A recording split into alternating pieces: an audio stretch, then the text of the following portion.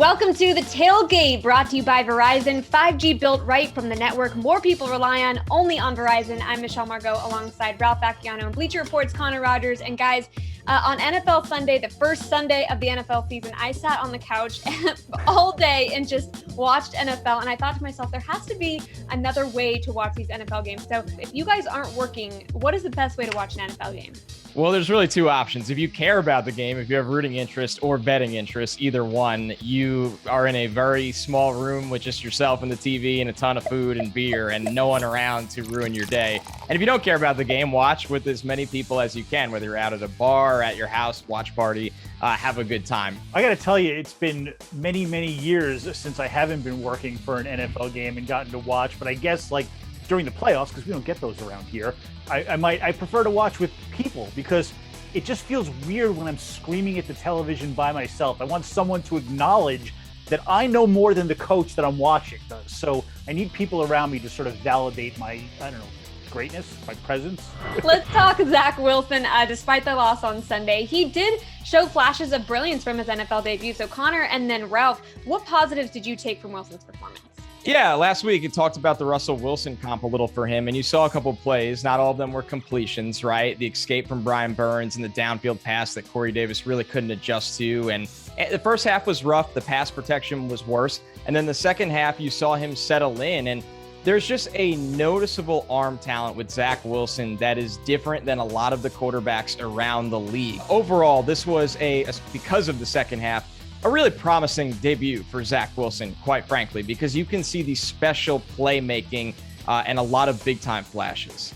Yeah, and you also saw poise, and more poise than I would have expected for a rookie, especially one who was just being brutalized. I mean, he was hit constantly. He was on the run constantly. There were very few plays, especially early, where there wasn't a defender either on top of him or in his face. And almost every rookie quarterback that I've ever seen, when they're under even half that much pressure, they end up just, their head spins and they make some of the stupidest throws you could imagine. That wasn't the case with him, though. He got up from that beating and made some really good throws. You know what also is impressive is the fact that he looks like an adult, and then they zoom in on his face and he looks like his face is just so young. Am I the only one who thinks that? No, I think he's 12, really. I think that he faked his ID to get into the NFL.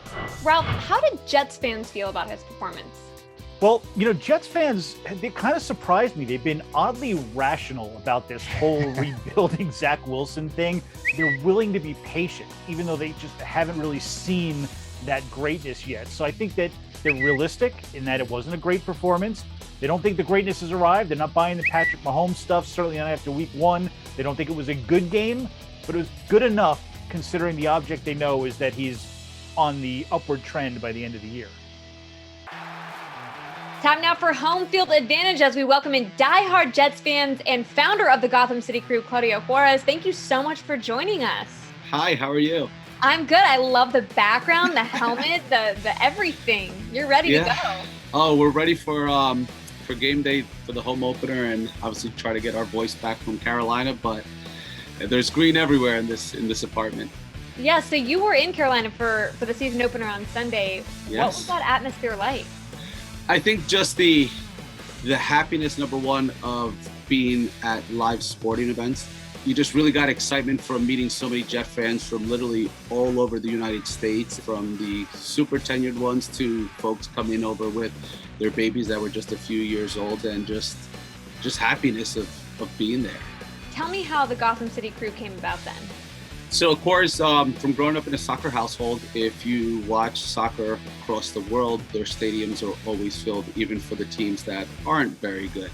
So in 2010, I had gotten season tickets with a buddy of mine when the Jets were traveling to Pittsburgh, speaking to different fans and just finding out, hey, would you tailgate with other fans even though you didn't know them? They said, of course. And it turned out to being 80 tickets, had a blast, and everybody started asking, well, who are you guys? And speaking with my fellow season ticket holder, my buddy Hector, and we said Gotham City's New York. You grew up with your crew, the breakdancing crew, and all of those folks. So we get Gotham City Crew, and then did 2 more outings and just really focus on the fan experience, because to me, the fans are the heart and soul, and we're the ones who suffer when our favorite player leaves. And we bring our children into it and just really fan focused, and that's kind of how it began. And to now, just with the blessing of social media, it's really been able to connect with folks worldwide, different states, and just we'll have the common interest of loving the Jets. It's time for Take It From a Pro with the great Willie Colon, not only a former Jets offensive lineman, but also one of the stars of our pregame and postgame shows on SNY. And Willie, I'm glad that we have you on this week, because when I watched the offensive line in that opener for the Jets, it looked to me like they were a huge problem. How fixable is that? Or is this going to be something that's going to drag Zach Wilson down all year long? Well, listen, you never want to make excuses, but you got to understand it was 112 on the field, right? This patchwork line hadn't played together all of training camp.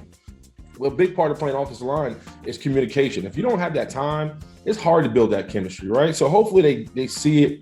They understand what the mistakes are. From a Zach Wilson standpoint, he has to understand he can't run outside those tackles, right? Because they're setting back trying to run those defensive ends up the field so he can have a little bit of a wider pocket. If you're going to do anything, step into the pocket and try to make the throw or go runs. What are some of the things that you think Zach Wilson proved to the veterans on that team, and what are some of the things that he still needs to prove to them?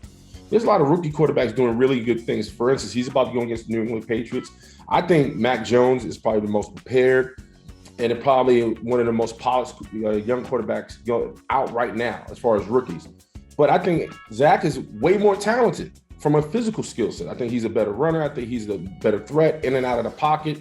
I think he can make all the throws on the field. I think he's in a better place as a rookie quarterback. Now, you just got to get him going. You got to get him playing more. You got to get him seeing things. And the thing about when you talk about the elite, and I'm talking about Aaron Rodgers and Tom Brady, they've seen it all. So nothing scares them or wows them. Zach hasn't seen it all. You know, he said there's going to be things that's going to be thrown at him that's going to knock him on his keister. And there's going to be things that's going to be thrown at him where he's just like, man, I don't know if I can do this. You mentioned he's got to do some learning and see a lot of different things. He's certainly going to see a lot this week against the Patriots. You know as well as I do, defensive players love going up against a rookie quarterback. Defensive coaches love scheming against them. They all think they can trick them.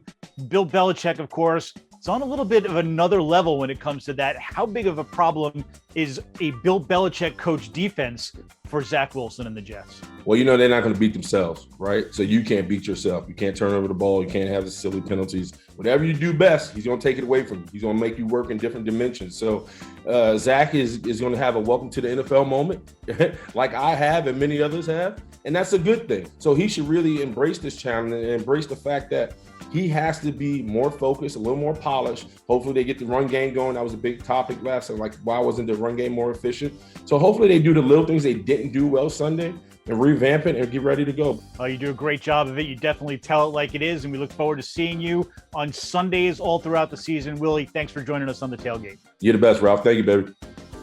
I'm in the pocket. Woo! I'm in the pocket. Woo! Time now for In the Pocket, where we try to put money in your pocket. All right, Connor, so Jets are 5.5-point underdogs against the Patriots. Who you got?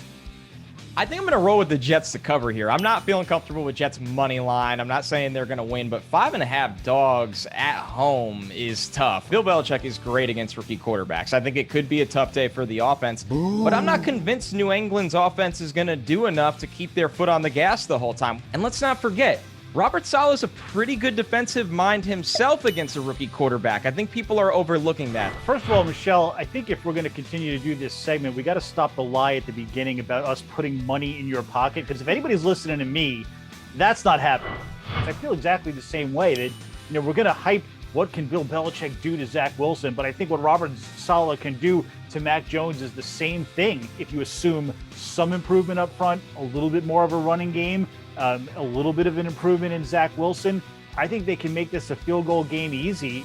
All right, well, time now for our lock of the week. And yes, since you all asked, I did win my pick last week. I had the Chargers. I know.